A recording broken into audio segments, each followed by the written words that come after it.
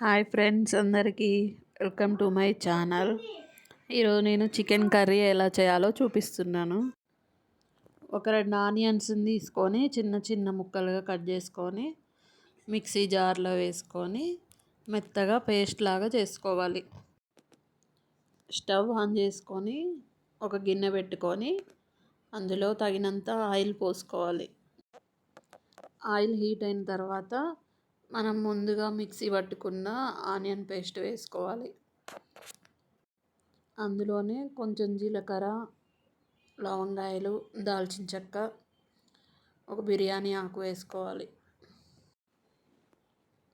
ఇప్పుడు స్టవ్ని లో ఫ్లేమ్లో పెట్టుకొని బాగా పచ్చివాసన పోయేంత వరకు వేయించుకోవాలి. ఆ తర్వాత కొంచెం పసుపు వేసుకోవాలి. పసుపు వేసినాక బాగా కలుపుకొని 1 నిమిషం పాటు సిమ్లో ఉంచుకొని బాగా మగ్గించుకోవాలి.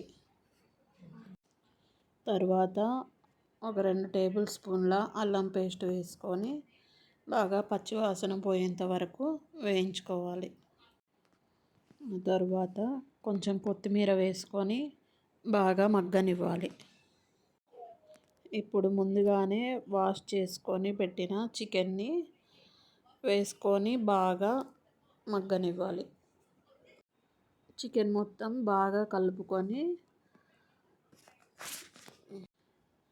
ఇప్పుడు గిన్నె మీద మూత పెట్టుకొని బాగా ఉడకనివ్వండి. ఒక 10 నిమిషాల పాటు బాగా ఉడకాలి. చికెన్ బాగా ఉడికిన తర్వాత 2 టేబుల్ స్పూన్లు కారం, 2 టేబుల్ స్పూన్లు ఉప్పు,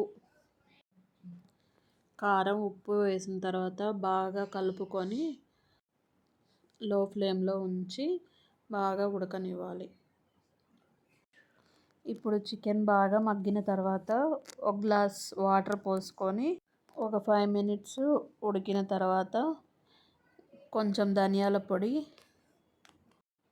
కొంచెం కొబ్బరి పొడి,